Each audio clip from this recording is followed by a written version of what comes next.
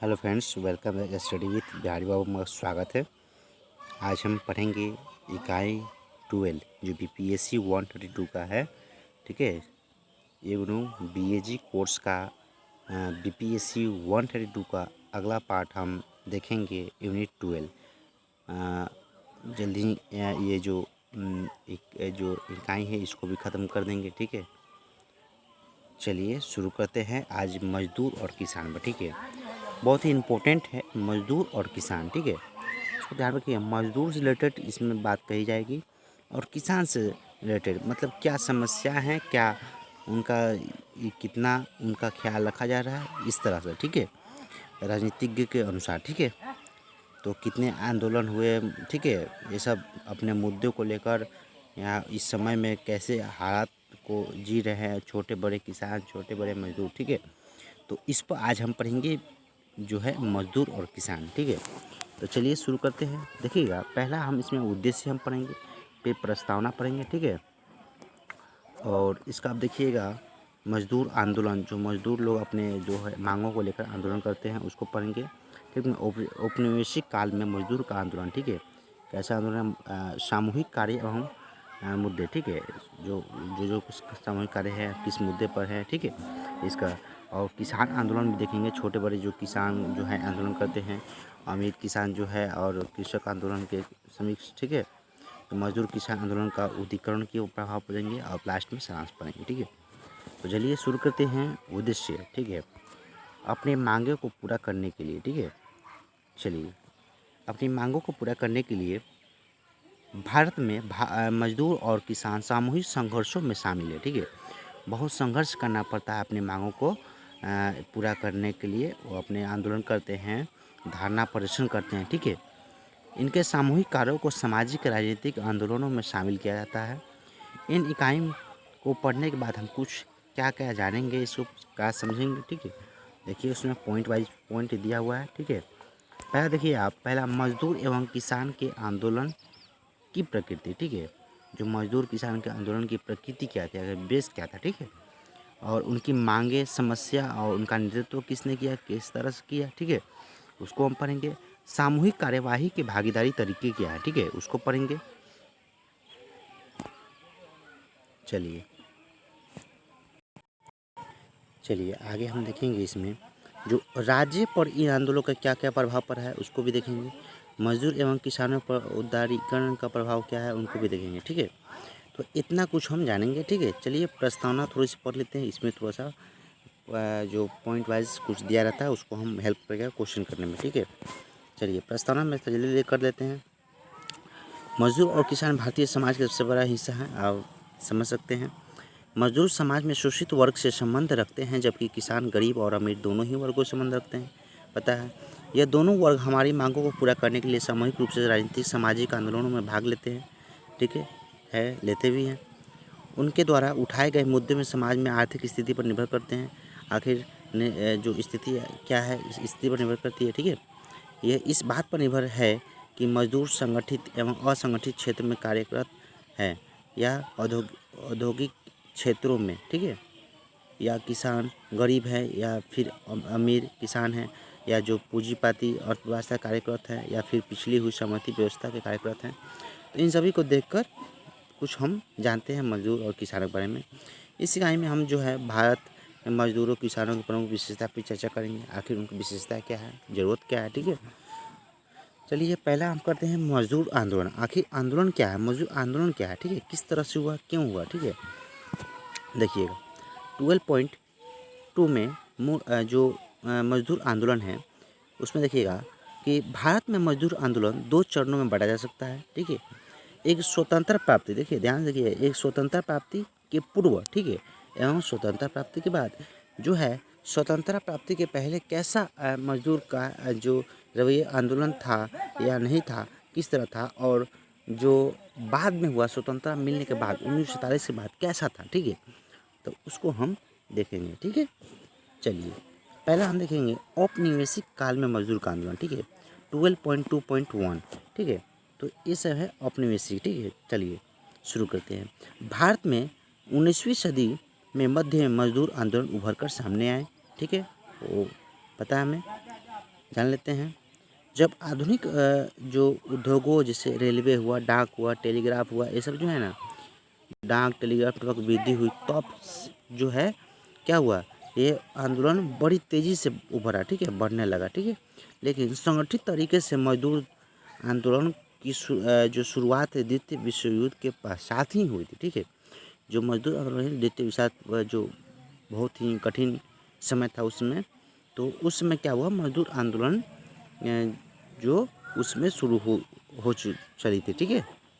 चलिए आगे देते हैं। संगठित मजदूर जो संघों के संबंधित संघ कहा जाता है, अखिल भारतीय जो श्रमिक संघ की स्थापना एटक 1920 में भी की थी, ठीक है। इसकी मुख्य उद्देश्य था कि मजदूरों को संगठित करना, इनके आर्थिक, सामाजिक, राजनीतिक हितों की रक्षा करना। 1920 में क्या हुआ कि मध्य देश में वामपंथी विचारधारा का बोलबाला था उसमें, ठीक है।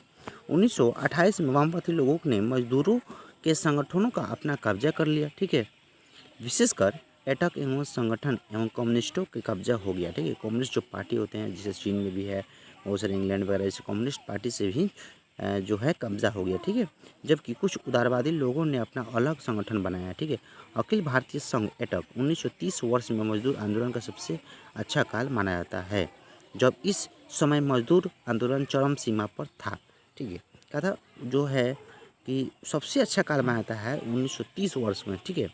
जो अखिल भारतीय संघ माने एटक, ठीक है, अखिल भारतीय संघ जो है 1930 में जो उनके लिए बनाया गया था, ठीक है।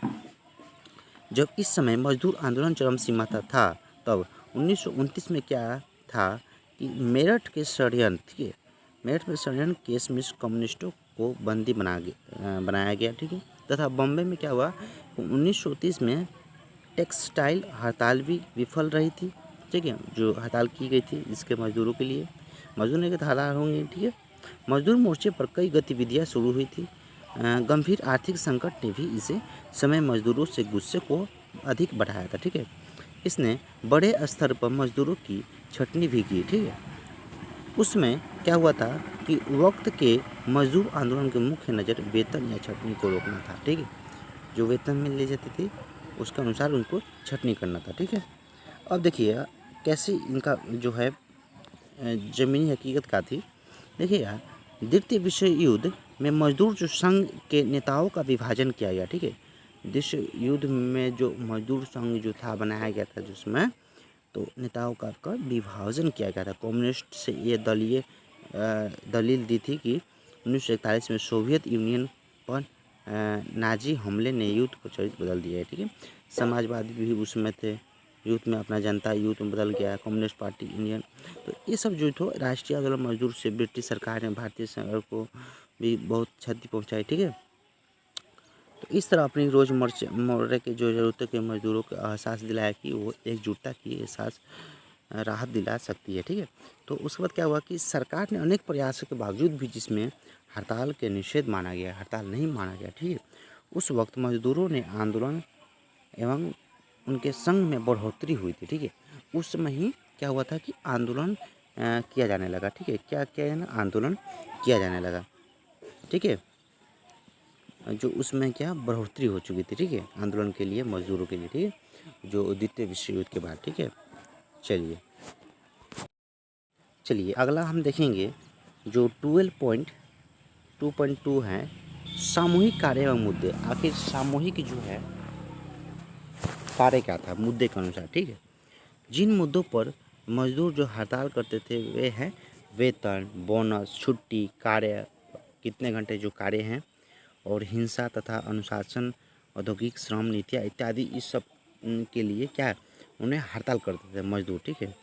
तो वेतन और बोनस के लिए, छुट्टी के लिए था। तो उनके बाद भी बहुत सारे जो नियम 8 घंटे का काम लगाया गया, ठीक है। तो उसमें जो था इन आधार पर उन्होंने मजदूर जो है हड़ताल करते थे, ठीक है। मजदूर अपनी समस्याओं को हल करने के लिए कई प्रकार के कदम उठाते थे, जिनमें हड़ताल भी हुआ, सत्याग्रह भी हुआ जो गांधी जी के द्वारा चलाया गया था, भूख हड़ताल भी हुई, बंदी हुआ, घेराव हुआ, ठीक है, प्रदर्शन किए गए, अवकाश एवं बिजली कटौती इत्यादि शामिल है। इसमें बहुत सारे कुछ प्रयास किए गए इस सब मुद्दे को उठाने के लिए, जो है स्वीकार किया जाए सरकार के द्वारा, ठीक है। जो उस समय अंग्रेजों सरकार की थी, ठीक है। पहले की बात कही जा रही है, 1947 के पहले की बात, ठीक है। सबसे ज़्यादा जो मजदूर कार्य है वो हड़ताल करना था, ठीक है। तो उन्हें क्या हड़ताल किया जाता था, ठीक है। इनमें कुछ ऐसे उदाहरण जैसे जो रेलवे हुआ, पुल हुआ, खदान हुआ, टेक्सटाइल वर्करों को स्वतंत्रता प्राप्ति के लिए हड़ताल की गई थी, उसको स्वतंत्रता दी गई। जितना मर्जी उतना काम नहीं करा सकते हैं, उसके जितना काम करता है उसके हिसाब से उसको पैसा दिया जाए, ठीक है। और अनुशासन, नियम कानून सब लागू लागू हो। ऐसा नहीं कि मान लीजिए काम करता हो और किसी अगर 12 घंटे काम किया हो और फिर लगातार उसको कराया जा रहा है, ठीक है, पैसे कम दिए जा रहे हैं और नहीं करने पर उसको सजा दी जा रही है, ठीक है। तो इस सब के लिए हड़ताल किया गया था, ठीक है। चलिए आगे देखते हैं। इनमें जो केंद्र हड़ताल थे वे थे, जो मतलब जहाँ तक ज़्यादातर हड़ताल शुरू हुई वहाँ क्या था, नागपुर था, अहमदाबाद। अभी भी जानते हैं नागपुर, अहमदाबाद, मुंबई, मद्रास, हावड़ा, कोलकाता, ये सब जो थे अभी भी इंडस्ट्री जो फैक्ट्रीज हैं बहुत सारे यहाँ पर उपस्थित है, ठीक है। जो देखिएगा नागपुर, हड़ताल, बम्बई, मद्रास और कलकत्ता, ये सब बहुत ही जगह जो टेक्सटाइल वगैरह सब वर्कर सब यहीं पर मजदूर जो हैं अधिकतर काम करते हैं, ठीक है। तो फैक्ट्री भी लगी है। तो आगे देखिए क्या हुआ, 1920 में गांधी वादी ने अहमदाबाद के टेक्सटाइल मजदूरों को हड़ताल को क्या किया, दखल दिया, ठीक है। हड़ताल में क्या दखल दिया, गांधीवादी जो थे उसमें, ठीक है, उनका नेतृत्व किया, ठीक है। कौन, गांधीवादी विचारधारा के जो थे उनका नेतृत्व किया, ठीक है। चलिए अब आगे देखेंगे 12.2.3। चलिए इसमें देखेंगे आगे हम 1947 की जो स्वतंत्रता प्राप्ति हुई उसके बाद से हम देखेंगे उत्तर उपनिवेशिक काल में मजदूर का आंदोलन, ठीक है।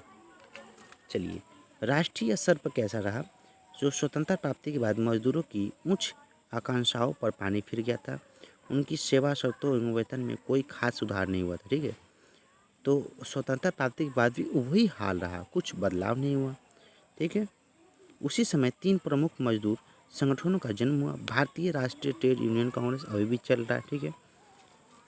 जो बोलते हैं ना INTUC, ये सब जो है जो भारतीय राष्ट्रीय ट्रेड यूनियन कांग्रेस के तहत जो संगठन बनाए गए, इनका जन्म हुआ 1947 में कांग्रेस द्वारा किया गया, ठीक है।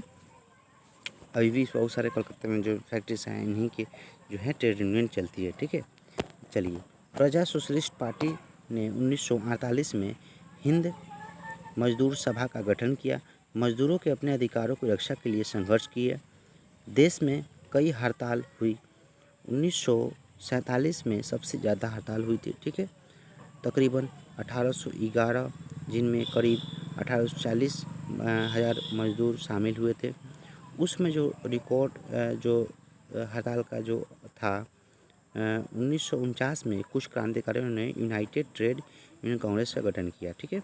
जब 1964 में कम्युनिस्ट पार्टी में विभाजन हुआ तब क्या हुआ कि इंटक, ठीक है, इंटक जो देख सकते हैं, इंटक का भी विभाजन हुआ एवं 1990 ईस्वी में नया मजदूर संगठन C2, ठीक है, C2 गठित हुआ।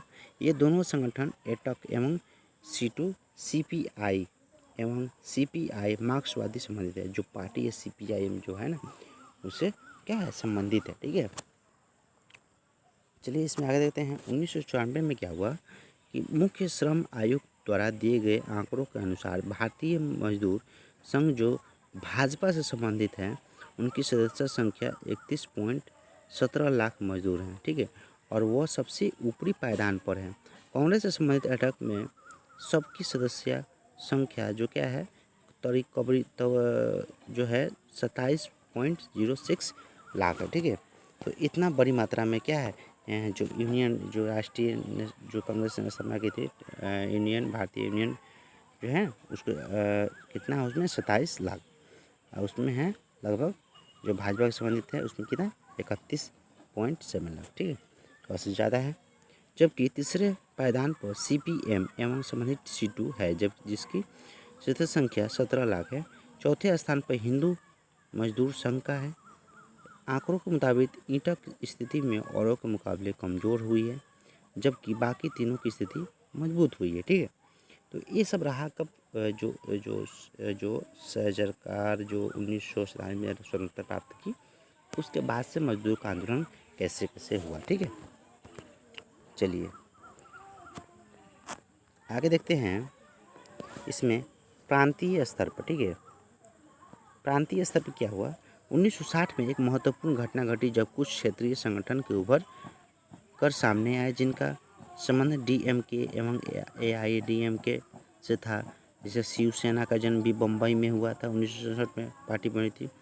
इसने भी अपना अलग मजदूर संगठन बनाया जिसका नाम था भारतीय कामगार सेना। ठीक है, ये समझा जाता है कि शिवसेना बम्बई में औद्योगिक घरानों का समर्थन प्राप्त था। इनका मूल उद्देश्य कम्युनिस्ट एवं सोशलिस्ट मजदूरों संगठन एवं विरोध करना। इसके प्रत्येक मकसद एवं सफलता की प्राप्त कर ली थी और जो है 1970 के दशक में इसकी पूरी बम्बई में वर्चस्व कायम हो गया। उसमें बहुत सारा है। अब देखिए 75 में क्या हुआ, आपातकाल लगाया गया है। ठीक है, आपको पता है जब शिवसेना के प्रभुत्व चुनौती देने वाला दस्ता सामंत एवं मजदूर नेता उभर कर सामने आए थे। उसने आपातकाल में भी घुटने टेकने से मना कर दिया था। उन्हें गिरफ्तार करके जेल भेज दिया गया।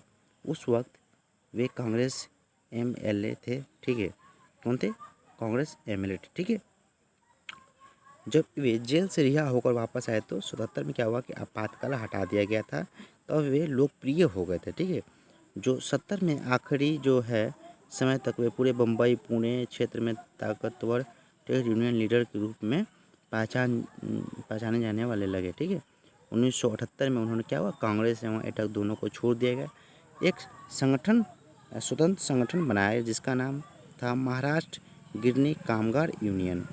इनको बनाया गया नया। ठीक है, जब तक कि उनकी हत्या हुई तब तक वे बम्बई की एक मजदूर के प्रभावशाली ट्रेड यूनियन के नेता बने हुए थे। ठीक है, चलिए और बहुत ही है, बहुत बड़ा है। ठीक है, अगले दिन हम पढ़ेंगे बिना राजनीति की जो काटीचोर यूनियन ट्रेन है, ये सब हम जो पढ़ेंगे। ठीक है, तो वीडियो लंबी हो जाएगी। ठीक है, आज के लिए इतना ही रखते हैं। ठीक है, जय हिंद, जय भारत।